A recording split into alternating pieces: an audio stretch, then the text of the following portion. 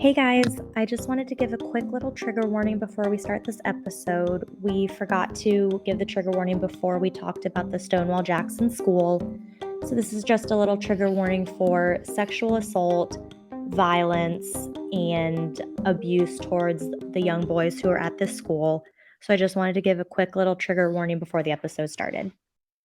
You are listening to A Scary State, and this week we're covering North Carolina. So, Mom? Yes, Lauren. Let's get scary. That sounds perfect. So hi, everyone. As you can hear this week, I have my birth giver, my mother, on with us. Hi, everybody. So I don't think there's anything in the news or any new updates, so I guess we'll just jump right on in. So as I said, we're covering North Carolina. So North Carolina, nicknamed the Old North State and the Tar Heel State, joined the Union on November 21st, 1789, and became the 12th state.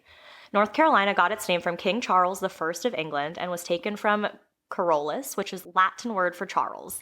Their flower is the dogwood flower, which is also the same as Virginia's. So some weird laws. If you can't sing on key, then don't. It is illegal to sing off key. Sorry, Mom. What do you mean? If a man and woman who aren't married go to a hotel and register as a married couple, then according to state law, they're married. Bingo is important as games cannot last more than 5 hours and no alcohol is allowed to be consumed at these games. It is also illegal for grandma to get intoxicated at one of those games. And we're actually recording at my grandma's house, so that's very fitting. Who's not intoxicated? Who's not intoxicated. You can get a DWI for riding a horse while drunk. And at a happy hour, discounts can only apply to food, so you can't get any alcoholic discounts. So the Devil's Tramping Ground is an infamous spot in North Carolina. It is a 40-foot diameter circle that is absent from all life. Like, nothing grows in this area. Legend says that if you leave something in the circle, the next day it will be outside of the circle. North Carolina also has its own siren. I don't know why I couldn't think of that word. It's known as the French Broad River. Known as the Siren of the French Broad River. This beautiful woman comes to men in their dreams. She is described as being beautiful, dark-skinned, and dark-haired. She continues to come to them until they are completely captivated by who this figure could be. She will enchant these men for days. The men then end up staring at pools of water and finding themselves getting closer and closer to the French Broad River. Once she has them fully captivated, she will finally appear to them, naked and rising out of the water. That's creepy. But the moment the men reach her, her skin becomes scaly and cold. Then before they even know what's happening, she pulls them into the water, never for them to be seen again. Ew. There's also a gravity hill here. Do you know what a gravity hill is? No, but when I was doing my research, I saw that, and that's weird. Yeah, so the Richfield Road. So it's said that a woman's car stalled on this road. She was with her baby, so she got out to push the stalled car, but at that exact moment, a truck came along and hit her. She and her baby died instantly. It is said now that if you put your car in neutral, you will be pushed up the hill. And to add to this, if you put baby powder on the back of your car, you will see handprints when you get to the top. Would you ever try that? No. I don't think I would so. either. There are gravity hills in Virginia, too. Ew, well, maybe we could do that. I don't know. That sounds so scary. I don't think we would do the baby powder, though. Well, what? That would be scary. It would be freaky. I agree. You and I know how you and I would act. Yeah. We couldn't do it. And that could be bad mojo. Yeah. So there's this weird thing called the Brown Mountain Lights, and it has occurred for the last 100 years. So after sunset, these lights appear and are always changing in size, color, and shape. Legend says that the lights are linked to the ghost maidens still searching for their loved ones after a battle. No one has figured out what they are or where the source of these lights come from. That's sad. Yeah. So according to research from Radford University and Florida Gulf Coast University, North Carolina is in the top 14 states with the highest number of serial killer victims at 266 since 1900. North Carolina also has 6 known serial killers and 1 unknown serial killer. All right. So, Mom, what are you telling us about today? So, I am telling you about the Stonewall Jackson Juvenile Detention School, or it's also known as the Stonewall Jackson Training School. Okay. And you know why I did this, because it takes care of troubled youth. So, like her nonprofit. like my nonprofit. But your nonprofit's not mean like this place, right? No, it's not. So it was created to house unruly youth. And unruly youth at the time were students who skipped school, may have stolen a candy bar from a store, things that youth do. So like when you stole a candy bar from a store. Exactly. Yeah. That's exactly right. I probably would have been sent here. So in the late 1800s, prior to when the school was built, rambunctious and misguided youth could be sent to prison with hardened criminals. So there was a lot of effort to kind of change that. So it was established in 1907 and opened in 1908 as the first juvenile detention center in North Carolina. It was intended to provide a safe place for troubled youth, which would keep them from going to adult prisons. The school would not only teach academics, but would also teach the trades to these kids. And the trades back then were primarily shoemaking, printing, barbering, textiles, and machinery. Okay. Kids also worked on the school's farm to teach agriculture. That would actually be kind of cool. It would be, if it was not so creepy. Yes, yes. Its founding was the creation of 20 years of work by a few groups. White Women's Group, King's Daughter, Women's Christian Temperance Union, and the North Carolina Federation of Women's Clubs, as well as the United Daughters of the Confederacy. Okay. So there were a lot of white women who wanted to create this school to send white troubled youth to. That was originally the intent. Mm-hmm. There were some stories about a reporter named James Cook who watched as a 13-year-old was sentenced to 3.5 years for petty theft for stealing something valued at less than $1,000. And he was in the courtroom and he watched as this kid was shackled to adult prisoners to be taken to an adult prison. Yeah. So that prompted him to start looking into changing laws and seeing how this could be created. It was named after the Confederate General Stonewall Jackson, and for a long time they had a hard time getting the school approved. But after they offered to name it after Jackson, they got the approval that they needed. Of course, surprising how things like that work. The campus was 800 acres with over 60 buildings on the campus, depending on the time period in which it ran. While it went through a lot of troubles and was known for some very unsettling events, as of the 2018-2019 school year, there were 107 students going there. Wait, what year? 2018 and 19, geez. so it's still open, even though the history is disgusting. At the school's peak in the 1920s, it housed over 500 boys. Jeez. So, a few interesting facts. In the 1940s and 50s, when a lot of the horror occurred, North Carolina was 3 times more likely to sterilize. And what's more disturbing, they allowed social workers to make those decisions. So during the same time, if sterilization was determined to be needed, most other counties and states gave that decision-making authority to the doctors who worked in either mental health hospitals or prisons. During this period of time, they allowed social workers. So if you had an unruly kid who you didn't like, right, so that was kind of barbaric. One case says that a 12-year-old girl was sterilized because she talked about boys, which obviously is a typical conversation a 12-year-old girl would have with her friends. 6 teenage boys were sterilized while attending the school, but most of the sterilizations happened to young girls and women. Mm-hmm.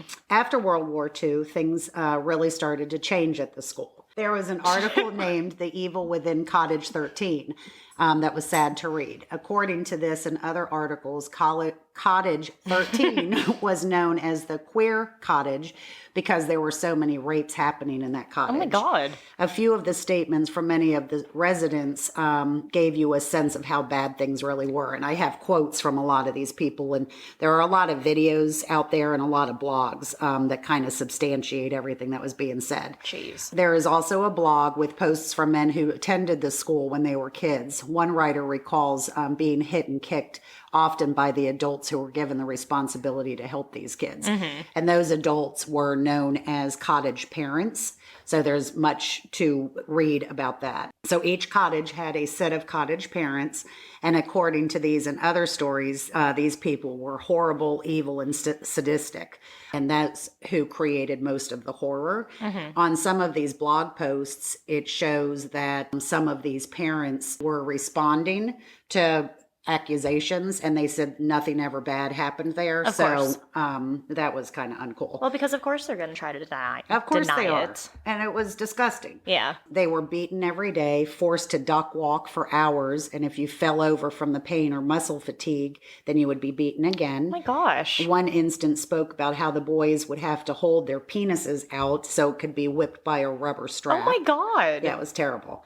One story told by one of the previous inmates of the school was that he and another boy had to stay awake all night to make sure another boy didn't wet the bed. Well, obviously those boys fell asleep, and so for punishment, their faces were rubbed in their urine-soaked sheets.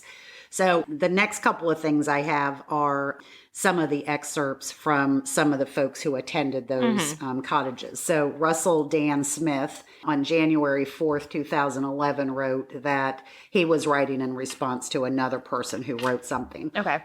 I support Jerry Moore in his courage to speak out. I was at Jackson Training School at the same time he was. Everything that he said is true. I am now the founder of a Just Detention International based in both Los Angeles and Washington, D.C. So this guy created a nonprofit to help advocate against prison rapes. So this guy worked on creating a nonprofit to advocate because prison rape is so prevalent. Dang. So he is also a writer, and he's currently writing an autobiography. But incidentally, if one wants to know how absolutely brutal the workers were, read this. I slept beside, this is the story I just mentioned. Okay. I slept beside a bedwetter, and my friend was on the other side of him. Mr. Tompkinson ordered us to stay awake every night to awaken him to keep him from peeing in the bed. Unfortunately, that did not work. So Mr. Tompkinson added a punishment. Whenever we failed to get the bedwetter up, and we always failed, Mr. Tompkinson would rub our faces in the wet sheets. Most of the time we were able to keep our faces away from the urinated parts of the sheets, and since we were hardened to conditions there, we were somewhat dead to the added assault of our integrity. Jeez. Then, due to this special hatred toward me, I always seemed to bring out the animosity in people. One morning, Mr. Tompkinson made a point of rubbing my face in the worst part. This time I was totally humiliated. I told my work supervisor, Mr. Burris, and this was he was so out in space that he was angered by it and rushed me up to the main office. Mr. Tompkinson disappeared for 3 days, and then he showed up again even meaner and angrier. Another one, his name was Eli Belcher, who was also a inmate. Some people call him inmate. Some people call him residents or students. I mean, I would feel like an inmate. I If would the too. conditions you have are like that. It was terrible. I was there in the mid '80s. There were a few very good people there that helped influence me to be a better person. But for the most part, it was a violent nightmare where staff pitted inmates against one another and even sexually abused the boys. Rape was common, and physical abuse by other inmates was a daily ritual. All in all, it's been several years now, but I still have nightmares. I've spent my life trying to forget the lessons I learned there as a teenager. The stories I could tell you. I saw it all in 2+ years I was incarcerated there. I have since been in prison, and I can say that while prison is no picnic, it doesn't hold a candle to Stonewall. Well, that's horrible. It was truly a gladiator academy. And I tried to do some research on those that attended as both boys and the staff to see how many went down a good path in life and how many were incarcerated, and it was really hard to find. Yeah, sometimes it's like you want to find information. It's just it's nowhere. Yeah, I couldn't find anything. There are a lot of videos up on some of the boys that are men now, obviously, but who they still cry, and it's very sad. I don't think I could watch them. Yeah, it was sad. There were a few deaths as well. One boy was run over and killed by a dump truck. Oh. One account said that the parents of the cottages would ram kids' heads together until they were crushed or they cracked. One boy died when he fell off the back of a truck. One boy jumped from a 3-story building, but I couldn't find out if he is still alive or if he died. Part of the story of the boy who fell off the back of the truck, which is explained in one of the excerpts from one of the students. He told, so the kid fell off the back of this truck. This other kid ran over, took off his shirt to cover his head because it was bleeding so much. And they get back to the school, and the kid who took off his shirt to help his friend, got in trouble because he was not in uniform or he was not dressed appropriately, so he got beaten. There were a lot of tales, I guess, about them getting their heads dunked in toilets and for long periods of time. And then one boy was sent to the school simply because he was homeless, and when he arrived the first night, he was raped with a broomstick. Oh my God. One of the punishments was called a hot foot, and they would hold the boys' feet up and beat them with switches until they could no longer stand. and then they would be beaten again if they couldn't stand. There is a private Facebook page called Stonewall Jackson Training School, which was at the time, it had 954 members. I was not a member, so I couldn't go in and Obviously, yeah. read, but there are a lot of articles and blogs that have talked about the inhumane experiments, but I couldn't find specific information. I bet they tried to get a lot of that removed if it was ever posted anywhere. I would hope, especially if it's still open. Yeah. It's like, what the heck? Yeah. So this Jerry Moore says that he was there in 1963 through 1964, and he remembers severe cruelty. He was an 11-year-old boy, and his cottage parents were named Udi or something like that. He writes, he would hit me in the face with his fist and kick me and even make me and the other boys get naked, hold our penises out while they slapped it with a rubber strap that came from the scrub room. We would have to get on our hands and knees with pieces of wool blankets to wax and buff the wood floors. If you slowed down before he told you to, he would kick you in the ribs. He was probably one of the most cruel people that were in charge, but there were so many that they liked beating us for their enjoyment. Jeez. And then I looked up whether or not this place was haunted. And so, because, you figure all the fighting and sexual abuse and horror. Just all the bad, energy. Mojo. Yeah. Yes. Was really terrible. So there were some stories about people going there on tours and seeing orbs. Oh. Or they didn't see the orbs until they took pictures. Oh, yeah, that's a big thing. Yeah, so the orbs were, kind of placed there. And then some say that you could hear growling sounds. Ew. That would freak me out, and I don't think I could stay there. Ew, no, because that's like your bad spirits and stuff. Yeah. That was kind of interesting. And then there was one of the men, his name was Sloop Hoyt. He was one of the parents referenced in some of these horrible stories. I saw his obituary and he died in 2013. And I can read a couple more excerpts if you would like. Okay. So this Jerry Moore, he wrote again, he also worked briefly on the farm. They would line the boys up, blow a whistle, and we would begin picking. And the whistle would blow again. That meant stop. If you hadn't picked enough to please them, they would beat the hell out of you with sticks. It says, I can remember blood trickling down my back and legs. They called it learning agriculture. I remember I take back my previous thing where I said that would be fun. He says, I remember it as childhood slavery. After picking the crops, of course, the beans had to be snapped, peas shelled, corn shucked. This was mostly done on the inside, but the same cruel methods were used. And then he mentions a woman who would paddle them if they didn't keep up with the, quickness. Then a Ronnie Morrow, he writes, I was there from 1958 to 1960. I was a two-timer. I was in Cottage 5, and it was called Boney Bill Parish. Second time I was in Cottage 9, Miller Goodman. Still have places on my back where I was beaten.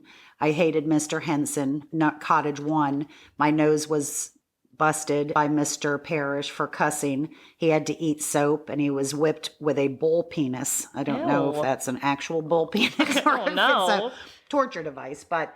I don't want to look that up either. Yeah, I don't either. think that would be good results. I don't want to see what that would be. Then there's another excerpt that's from Jim, and he didn't give his full name.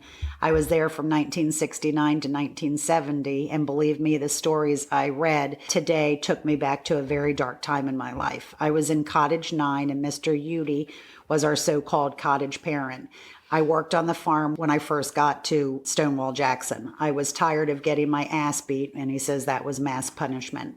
Duck walking up and down 3 stories of steps half the night or polishing the floors for hours because if one person messed up, everybody paid. So he ran away. Didn't take long to catch a 14-year-old walking on a train track. I was beaten again. First time my nose was broken. The lockup or jail for I think about a week was, and I'm reading it verbatim, so say it was a time you will never forget. Then the time I came and I had to fight the bear. If you were there, you know. Well, honestly, I pretty much had forgot about Stonewall Jackson until about 2 weeks ago. As a truck driver, I had a delivery in Harrisburg, and I drove right by it. I have been screwed up ever since. This morning, for some reason, I woke up with it on my mind, and here I am. Now I wonder about some of the guys that had it even worse than me, Tank and Dorsey. There was a guy, Larry something, and Mr. Udy made it public that he was gay. Told everybody Mr. Udy was stand by the shower door and watch everybody shower. And you better not get wood, he says. Poor kid got his ass beat daily. So there's a lot of these that is just really chilling and sad. Yeah. But I do think when we travel to North Carolina on any of our road trips, we'll have to drive by there. Oh, definitely. Wow, well, good job, Mom. Why, thanks. Good job with your research. But yeah, so we'll definitely have to go by that place if we do a road trip to North Carolina for any unknown random reason. But yeah, that place sounds absolutely horrible. All right, so going on to more horrible things. I'm going to talk tonight about the disappearance of Jamie Fraley. So in the early morning of April 8th, 2008, Jamie Fraley told a friend over the phone that she was heading to the hospital. This would be the third time she had been to the hospital in the past 24 hours due to a stomach bug. Her friend asked her how Jamie was going to be getting to the hospital, and Jamie said that another friend was going to take her, but she never mentioned who that friend was. And that was the last time that Jamie was ever seen or heard from. So Jamie Fraley was born on March 5th, 1869. Nope. Jamie Fraley was born on March 5th, 1986 in Gastonia, North Carolina. Life started off hard for her. There were complications during her birth that almost killed Jamie and her mother. After this hard birth, Jamie was extremely sick, and doctors didn't believe that she would even live past her first year. This was a strong concern of the doctors, as Jamie had been born clinically deceased. CPR had been performed on her brain, her back. But growing up, Jamie defied the odds. After her first birthday, doctors gave her mother the same warning, telling her that Jamie wouldn't survive the next year. These warnings kept coming, but each year Jamie persevered. She had a very close family and a wonderful support system as she was growing up, but due to the struggles she faced in her early life with her illnesses, Jamie was unable to find work and had trouble getting a license and also didn't even finish high school. She was unable to truly take care of herself, so she had to rely on her family. She received Social Security, but that money was placed in the hands of a provider, which is someone who would handle and distribute the money for her. Because she was living on this Social Security, Jamie also had regular meetings with a social worker. Later on in life, she was diagnosed with bipolar and anxiety disorders, but she took medication for both and apparently responded well to the medication. So all was good, things were going well for Jamie despite a few setbacks. But she worked hard to get a hold on her life and was soon able to move out on her own, get a job, and do all the life things. Good for her. Yeah. She was known as a firecracker who had a big heart and had a passion for helping others. Though she could be feisty at times, aren't we all? She was very sweet and very intelligent. Because she had the passion for helping others, she actually aspired to pursue a career as a substance abuse counselor. She had a few friends who had lost their way to drugs, and Jamie wanted to help others who may also have lost their way. She was a part-time student at Gaston College, working towards that career that she wanted. But at the same time, she was also working towards her GED. So it's easy to see that she was hardworking, determined, and just like a normal person wanting to get her education and help others.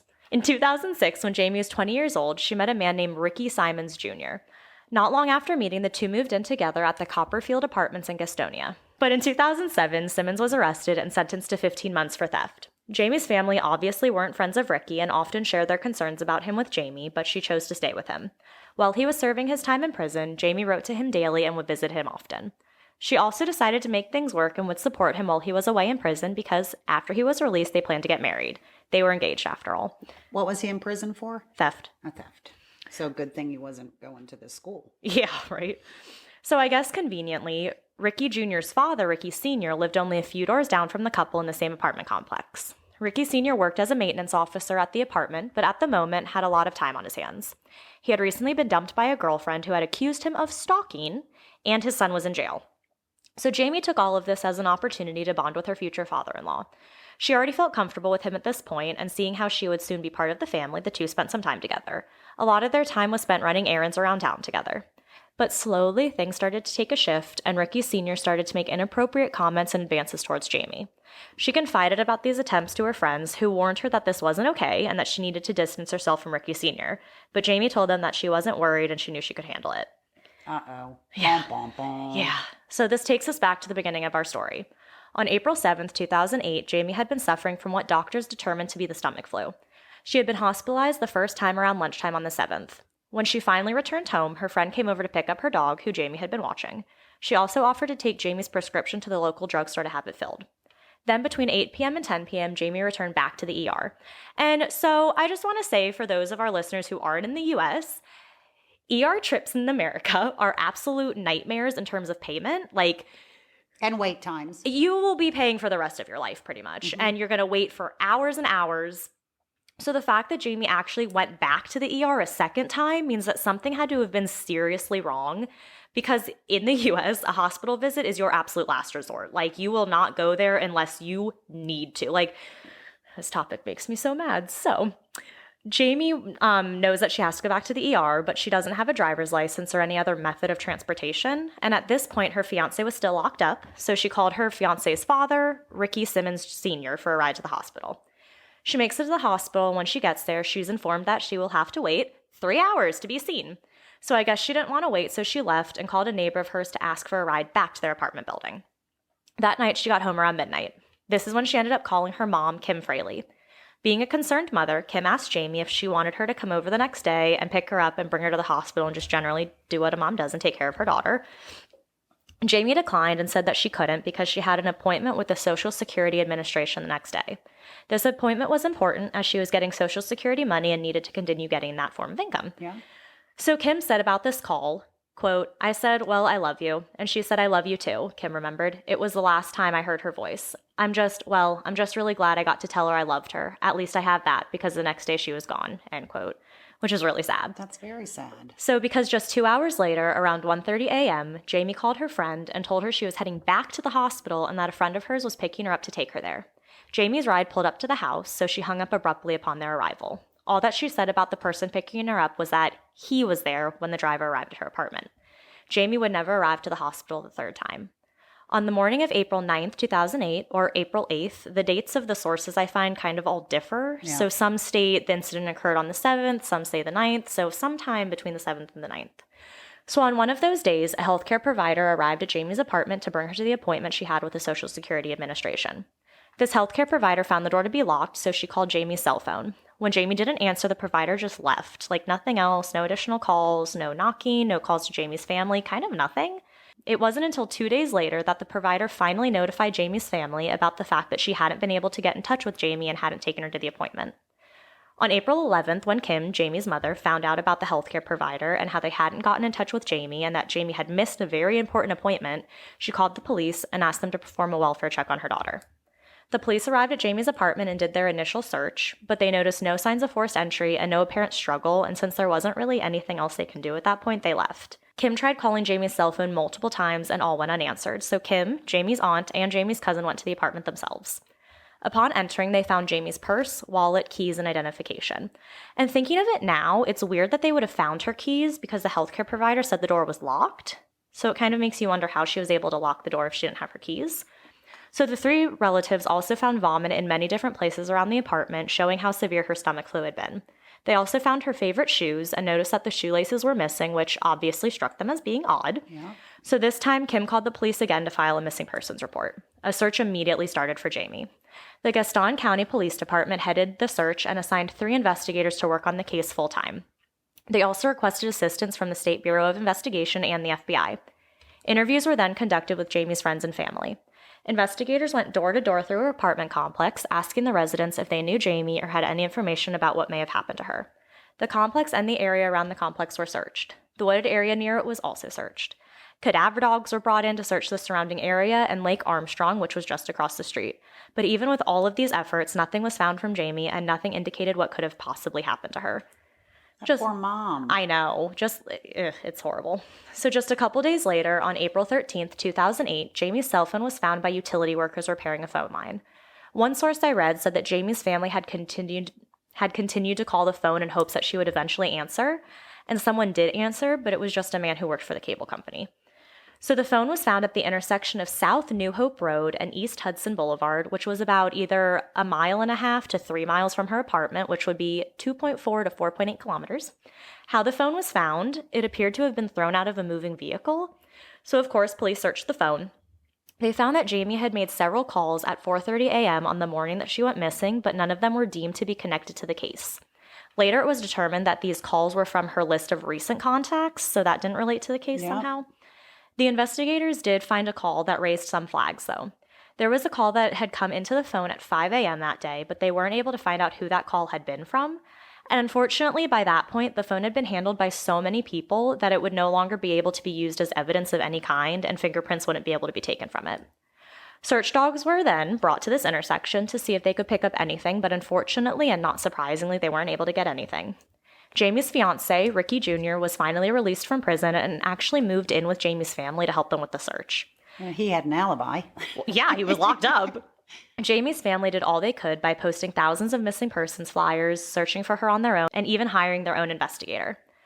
Texas EquiSearch, an organization that aids in search efforts for missing persons, and the Kristen Foundation, an organization that also aids in helping reunite missing persons with their families, traveled to North Carolina to aid in the search for Jamie.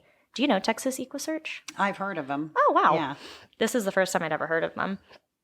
In 2010, the Kristen Foundation funded a billboard that was installed along I-85 to help raise awareness about the case and hopefully bring forward any helpful information that someone may have. In 2012, the family hired a forensic psychologist named Maurice Godwin to help in the search. Godwin tried to access the case file on Jamie's case, but his requests were denied. The police department that denied his request said they did so because it was still an ongoing investigation, which does make sense. A few years later, a tip came through. Kim received a picture from an unnamed individual of a website advertising female escorts over on the West Coast. Kim showed the authorities. The investigators on the case contacted local authorities on the West Coast, and they were able to track down the female in the photo that Kim had received. Unfortunately, it was not Jamie. Due to the lack of evidence surrounding the case, no charges have been filed, but police are pretty sure that foul play is involved. Jamie didn't leave on her own accord. It is well known that it would have been incredibly uncharacteristic of her to leave without telling anyone. Jamie's mother, Kim, still has a box of things that belong to Jamie, but one chilling thing she has is a poem that Jamie wrote. Part of it says, quote, "Hold your head up high, be the struggle when I die," end quote. No. Yeah. So there are many theories surrounding this case and what happened to Jamie. Obviously, one of the first people you would think of is the fiancé, but he was quickly ruled out as a suspect as he had been imprisoned at the time of Jamie's disappearance. He also said in an interview, quote, "I'm going to still hand out flyers. I'm going to still look for her. I'm going to do whatever I gotta do. I love her. I'll always love her," end quote. But the main theory and most of the suspicion falls on Jamie's fiancé's dad, Richie Sr., who, he was 49 at the time. So Sr., as I will refer to him from now on, was already being looked at as a person of interest. First off, he drove her to the hospital at one point the night before she went missing. So this made him one of the last people to see her alive. There had also been a bag of trash that had been found on a roadside. Somehow this was related to him, I don't know how, and somehow this prompted the authorities to seek a warrant, but they were never able to get or serve that warrant. And I don't know, and I wasn't able to find out what was in the bag, why it was related to him. It just was mentioned in a couple of articles that there was a bag of trash, so I didn't get that part at all. And also, I guess not surprisingly, he also had a criminal record. So his charges included fraud, larceny, and drug charges. But back in the 1980s, he served 6 months for a manslaughter charge in connection to the strangulation death of his ex-girlfriend. Oh, geez. Yes. So like I mentioned earlier, it was also known that Sr. sort of had a thing for Jamie, that he made the inappropriate comments and advances. He also lived only 2 apartments down for Jamie, and he did maintenance work around the complex. So this led me to believe that he maybe had different keys to different apartments. Yeah, that's a good point. But that's just me speculating. Early on in the investigation, Sr. was questioned, obviously, and he was asked to take a lie detector test, which he refused. But only 2 months after Jamie disappeared, so did Sr. His body was found on June 8th, 2008. Want to guess where? In the trunk of his ex-girlfriend's car. Oh, geez. The ex-girlfriend who had broken up with him because she thought he was stalking her. So before his death, his ex-girlfriend had filed a restraining order against him for theft. He had broken into her car and taken her keys and purse. Then not long after that, she started to notice a foul smell coming from her trunk. When she went to open her trunk to investigate the source of the smell, she found his body. Ew. Yep. Beside him in the trunk was her purse, and in his pockets were her keys. Ew. He also had a knife next to him. So who put him in the trunk? It is believed that he climbed into her trunk to try to ambush her when she got into her car and got trapped, then died of heat stroke. Like, what? So I have a theory. Okay, what's your theory? I think it was the son. I think who was in jail. Yeah. I think he got out, knew that his dad did it, and put him in the trunk. Well, here's what police theorize. Okay. So they know that Senior took his then-girlfriend's keys when he had previously broken into her car. The police believe that his plan was to ambush his girlfriend at some point as she was getting into her car. So he probably used those keys he stole to get into the trunk of her car where he would then wait for her. He was probably going to use the emergency latch to get himself out when she finally did enter the car. So it's believed that he was either drunk or had been on drugs at the time. So Senior, being in a hot car, heat exhaustion started to set in, at which point he probably started to panic, and if he was on drugs or something, forgot that in his panic there was the emergency latch. So he remained in that trunk where he eventually died. So the cause of death was officially ruled as accidental heat stroke because the days before his body was found, the temperatures in the area had exceeded 90 degrees Fahrenheit, which is 32 degrees Celsius, which means that the temperatures inside of that trunk were well over 100 degrees Fahrenheit. So it was only after his death and the possible cause and reason of his death that they suspected he may have been involved in Jamie's disappearance, but there's absolutely no evidence to prove this. Sadly, both Kim, Jamie's mother, and Ricky Jr. believe that whatever useful information there had been about the case died with Senior. And on a really sad note, Jamie's mother remembers crying when she learned of his death, knowing that information was gone forever. Yeah. Yeah. So Ricky Jr., who had more of a friend relationship with his dad than a father-son relationship, also believed that Senior was aware of what happened to Jamie. But he said that he found the whole chain of events overwhelming. He is quoted saying, quote, "First my fiance goes missing, then my dad climbs in a truck and dies. Does this make sense to anybody? So I can't imagine what that all." No. So the second theory centers around a man named Jerry Douglas Case. But about this one, investigators had already discredited this one and didn't believe this to be likely, but I'm still going to mention it. So by the time he came into the police's eye as being a suspect, Case had already been in prison serving a 22-year sentence. Want to guess what he was serving time for? Murder. Murder! But some sources say murder, some say kidnapping, so, you know. So he popped up on the police's radar back in 2012. He had written a letter to the Gaston Gazette where he confessed to a murder that he had apparently committed in 1985, the murder of a 17-year-old boy. At first, the murder of this boy had been ruled an accident, but after Case wrote the letter to the Gazette, it was officially ruled as a homicide. But at the time he had written the letters, he had already been in prison serving a 22-year sentence for killing another individual. Oh my God. Then just 3 years later, in 2015, he wrote yet another letter. In this letter, he confessed to murdering another woman back in 2008. This woman had been shot and killed in her house. Her house was then set on fire. He also confessed to killing Jamie. In his letter, he wrote, quote, "I guess you could say this is confessions number 2 and 3. But police quickly dismissed the claim of his because in 2008, when Jamie disappeared, Case was literally physically in prison, though he was released just a few weeks later. This led police to believe that his confessions weren't credible. When pushed for more details about the disappearance, Case was only able to provide information that had already been made available to the public and was unable to provide any unique information about the case, which a lot of times is what cops will do. They'll provide a certain amount of information but keep a lot of things secret Yep. so that if the murder does come forward, they have these weird pieces of information that no one else would know. So the police also believed he wasn't involved in the murder of the other woman, though he had been out and free at the time of that homicide. So how many chances does it get to be a murderer? Yeah, My right? God. You would think one time is enough. Yeah. So something interesting I found, so there was a thread or discussion type of thing on dreamanddemon.com, and it is a forum to discuss true crime and whatnot. So as I'm looking through the discussion, an interesting topic was circulating. So back in 2010, so 2 years after Jamie went missing, some boys were hanging out at the chemical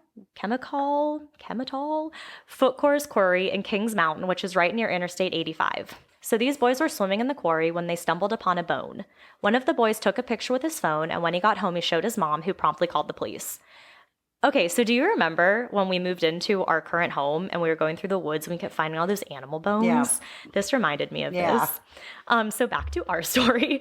So the mom calls the police and the bone is collected and it is tested. Well, it turns out that that bone was in fact a human femur. Oh my God. Yeah. So that also reminded me when we would find all those bones in the woods, I was always like, are these human bones or are these just animal bones? So this prompted an investigation of the mine and the quarry. The coroner was unable to tell if the bone came from a male or a female, but it was determined that the bone had been there for at least a year. Not much is known about what was found. Grandma! Let her get her piece of cake. We haven't had dessert yet. She's taking the cake to her room. So, like I said, we're recording this episode at my grandma's house, and we're going to be eating dessert afterwards. And so my grandma's over at the kitchen counter, like trying to open this piece of cake. Very quietly. Very quietly. But it's one of those plastic containers that is... Which you can hear right now. You can probably hear in the background. It's not quiet. So she took it to her room to try to open the cake. So now back to our story. So not much more is known about what was found, but detectives said that they had found enough to confirm that it was in fact human remains. It is said that those bones would be sent to investigators to compare with the missing residents in Cleveland and Gaston County, people who were missing in the area around the time. So I'm going to list some of the people. In 2000, 9-year-old Asha Degree disappeared from her family's home in the middle of the night and hadn't been seen since. Moy Tang, who was a 46-year-old, went missing on September 3rd, 2008. Not a single lead has been found in her case. Jennifer Rivkin was last seen on May 4th, 2008. She was 43 years old, and all that was found of her was her abandoned BMW that was found in West Gaston near Bar and Grill, and then, of course, Jamie Fraley. So these are 4 different disappearances that happened in the area who that bone could be related to. But it's just wild that there were so many disappearances. So some of the aftermath, Jamie's case was featured on the show Disappeared in an episode from 2012, titled Innocence Lost, which is season 4, episode 14. So I tried to watch it, but it's not on any of the streaming services that we have, and you'd have to pay like this extra premium fee. Do you want to open it now? You can open it. Yeah. And she has a mouthful of cake. If you eat cake standing up, it doesn't count. Okay, that's good to know. So I tried to watch this episode, but unfortunately it wasn't on any streaming service that we have, so I wasn't able to watch it. There's also a Facebook page called Missing Jamie Michelle Fraley, and it was created and used to hopefully raise awareness about the case. Her DNA had been collected and is being stored in case the body is found and a DNA comparison is needed. A reward is also being offered for information pertaining to the case. So an overview of what we know. Jamie Michelle Fraley went missing from the Copperfield apartment complex in Gastonia, North Carolina, which is in Gaston County, on April 8th, 2008. At the time of her disappearance, she was 22 years old. She was possibly wearing a large white t-shirt and blue jeans. When she disappeared, she was 4'9" and weighed about 90 to 100 pounds. Wow. I know, she was very small. She was little. She has strawberry blonde hair and blue eyes. She has a distinct tattoo on her right ankle that says Ricky. Her last name is spelled differently on at different agencies, so some have reported her last name as being Fraley, Fraley. Others have it as Farley, Farley, but I think Fraley is the more common one. Her case is currently classified as endangered missing with foul play suspected. Today, if found, she would be 36 to 37 years old.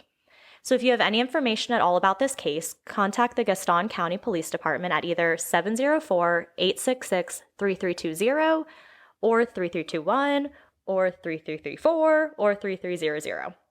You can also contact the FBI at 1-704-672-6100 or anonymously to Crime Stoppers at 1-800-861-8000. And that is the story of Jamie Fraley. Well, here's what I think. I think that they should open up a cold case file for every state online for anybody to start investigating that. I think that would be awesome. I do too. Because think of like true crime people and internet sleuths and people like that. They can crack some of these cases because they have a different view of things that the cops don't. With the shoelaces out of her shoes. Yeah. So that's a common thing that they do when you go to jail is they take out your shoelaces. So that just stuck with me. I wonder why that person took the shoelaces. Interesting. Yeah. So like the people who work at the jails will take your shoelaces? Yeah, so you can't you can't do anything with they'll them? take the straps out of your sweatpants, so you can't have anything going into the jail that could potentially be something that you would use to commit suicide. Dang. That is interesting. But I thought that one was weird too, because they were her favorite shoes, so why would you remove the shoelaces? Yeah, that's sad. Yeah. So that's North Carolina. That is North Carolina. And one thing I'll say about the Stonewall Jackson place is that all these kids, their brains obviously weren't fully developed while they were going through this. Oh, yeah. And just think of all the trauma and the shitty stuff that they had to deal with. So... All right, well, thank you so much for taking the time to do some research and helping me Absolutely. record as we're still trying to figure out where this podcast is headed. So I really appreciate it. It was fun. It was fun, so stay scary. Stay safe.